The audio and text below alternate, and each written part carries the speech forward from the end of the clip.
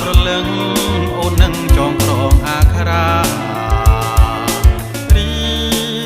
បរាប់រឿងក្តីស្នេហារឿងឈ្មោះថាជីវាហើយនឹងរូបបងតារឿងនោះមិនដេចទេលុះឥឡូវបើឲ្យបងចាំនួនល្អ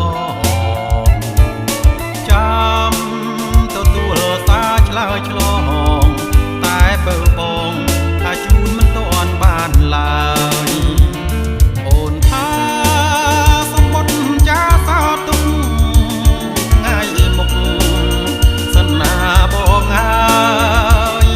ថ្ងៃនេះជូនមិនទាន់បានឡើយអូនហើយតាហេតុអ្វីរូបបងពេញអន្ទះសាចង់ដឹងការរឿងអាខារារបស់ស្រីតើជាកម្មឬនិស័យសូមប្រណីស្រីតែងឲ្យប្រុសបើតើ